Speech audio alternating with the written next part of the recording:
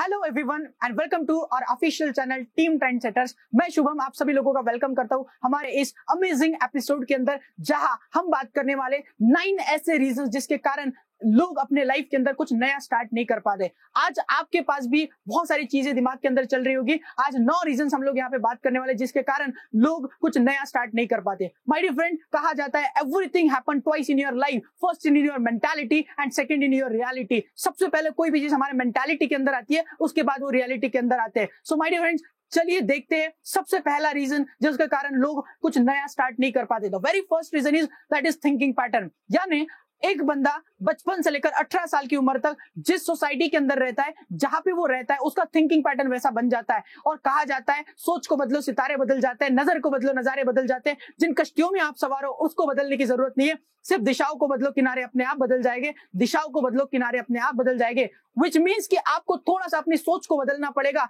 Thinking pattern के कारण से मैक्सिमम लोग पुरानी सोच के साथ वर्कआउट करते हैं, पुरानी सोच कैरी करते हैं, जिसके कारण से वो अपने लाइफ के अंदर कुछ नया नहीं स्टार्ट कर पाते। Second and the very important reason, second reason जो होता है वो होता है एजुकेशन सिस्टम। बचपन से लेकर बड़े होने तक हम जिस सोसाइटी और समाज के अंदर रहता है वो एजुकेशन सिस्टम हमें इंस्पायर नहीं करता है कुछ नया करने के लिए। अगर हम एग्जांपल बात करें कि आज इस सोसाइटी के अंदर जो पढ़ाई लिखाई हमें कराई जा रही है वो हमारे एक स्पेसिफिक जॉब के लिए कराई जा रही है। कहा जाता है जब तक समाज का उद्देश्य नौकरी पाना होगा, जब तक पढ़ाई का उद्देश्य सिर्फ और सिर्फ नौकरी पाना रहेगा, तब तक हमारे समाज के अंदर सिर्फ और सिर्फ नौकर पैदा होंगे, ना कि मालिक। सो इसी कारण से मैक्सिमम लोग जो होते हैं एजुकेशन सिस्टम जो होता है, एजुकेशन सिस्टम के कारण से वो कुछ नया करने के लिए डरते हैं, क्योंकि उनको एजुकेशन में सिखाया जाता है पढ़ोगे लिखोगे बनोगे नवाब। दैट मीन्स अगर आप अच्छी पढ़ाई करोगे तभी आपको एक अच्छी जॉब मिलेगी, जिसके कारण से कुछ नया लोग स्टार्ट नहीं कर पाते। Third and the very important reason, तीसरा कारण होता है पेरेंटिंग। जिस सोसाइटी के अंदर हम रहते हैं हमारे पेरेंट्स हमें सबसे ज्यादा इंकरेज करते हैं, और हमारे पेरेंट्स, सच्चाई ये है कि हमारे पेरेंट हमें ग्रोथ के लिए सपोर्ट तो करते हैं, लेकिन उतने ही सबसे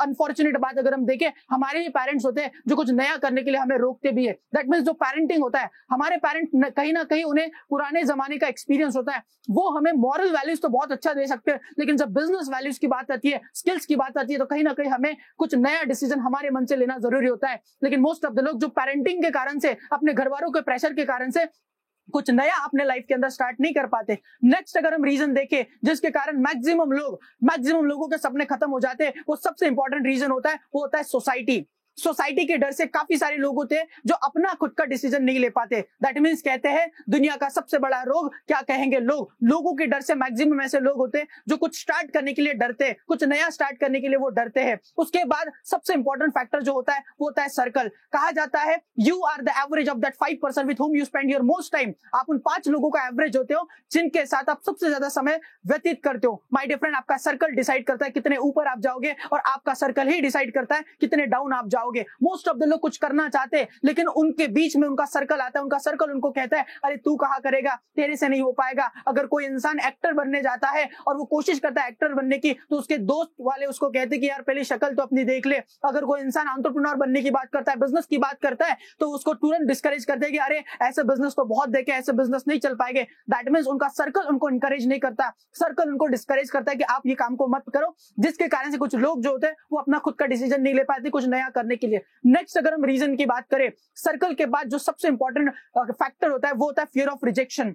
आज काफी सारे लोग कुछ नया करने के पहले सबसे पहले उनके दिमाग के अंदर जो बात आती है वो आती है फियर ऑफ रिजेक्शन। अगर हमने ये स्टार्ट कर दिया और अगर लोगों ने हमें रिजेक्ट कर दिया तो क्या होगा। माय डियर फ्रेंड, कहा जाता है rejection is nothing but an injection for your progression. Rejection क्या होता है, आपके प्रोग्रेशन के लिए वो इंजेक्शन की तरह काम करता है। तो लाइफ के अंदर रिजेक्शन आएंगे, लाइफ के अंदर जब भी रिजेक्शन आएगी तो उससे हमें ग्रो करना है। लेकिन मोस्ट ऑफ द लोग कुछ नया स्टार्ट क्यों नहीं कर पाते, क्योंकि वो ये सोचते कि हमें रिजेक्शन आएंगे। माय डियर फ्रेंड, बिस्लरी को भी इंडिया के अंदर पहले रिजेक्ट किया गया था, HDFC बैंक को भी पहले इंडिया के अंदर रिजेक्ट किया गया था। आज हर सफल इंसान को भारत के अंदर, वर्ल्ड के अंदर सबसे पहले रिजेक्ट किया गया था।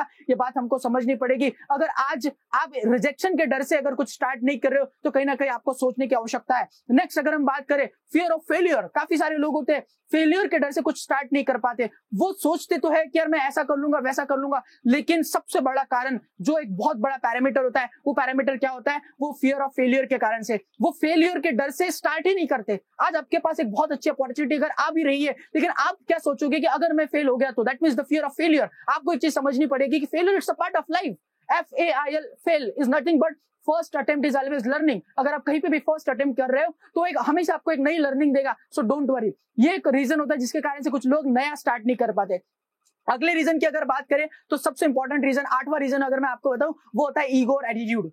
सब कुछ अगर सही हो भी जाए तो लेकिन दिल के अंदर से जो ईगो और एटीट्यूड होता है वो कुछ नया करने से हमें इंस्पायर नहीं करता है। आज आपको सब कुछ फैक्ट्स भी पता चल जाए, फिगर्स भी पता चल जाए, एक एक चीज आपकी क्लियर हो जाए, लेकिन स्टिल कहीं ना कहीं से हमारा ईगो कहेगा, अरे यार तू क्या ये काम करेगा, अरे यार तू क्या ये बिजनेस करेगा, अरे तू क्या लोगों को जाके बताएगा। दैट मीन्स हमारा ईगो हमें कुछ नया करने के लिए इंस्पायर नहीं करता है। ये बहुत बड़ा फैक्टर होता है मैक्सिमम लोग कुछ नया स्टार्ट न करने का पीछे का रीजन। ये सब कुछ हो भी जाए लेकिन 9वां रीजन जो सबसे इंपॉर्टेंट रीजन कहीं ना कहीं माना जाता है, 9th reason, that means platform. आज 8 चीजें आपके सब क्लियर हो भी जाए लेकिन 9वां जो रीजन होता है दैट इज द प्लेटफॉर्म। 8 चीजें क्लियर होने के बाद भी आपको एक प्लेटफॉर्म जरूरी होता है, जो प्लेटफॉर्म आपको लाइफ के अंदर ग्रो करे, जो प्लेटफॉर्म आपको एक सेटअप करके दे, जो प्लेटफॉर्म आपको लाइफ के अंदर कुछ नया सिखाए, प्लेटफॉर्म जो आपको इंकरेज करे। प्लेटफॉर्म का इंपॉर्टेंस काफी जरूरी होता है। 8 चीजें आपकी क्लियर हो भी जाए लेकिन आपको एक बेहतरीन प्लेटफॉर्म चाहिए, जो प्लेटफॉर्म टीम ट्रेंडसेटर आपको दे सकता है। अगर आप टीम ट्रेंडसेटर के बारे में और भी जानना चाहते हो तो आप डिस्क्रिप्शन में दिए गए नंबर के ऊपर हमें कॉन्टैक्ट कर सकते हो। This is a very important thing my dear friend. 9 reasons clear हो भी जाए लेकिन उसके बाद जो सबसे इंपॉर्टेंट फैक्टर होता है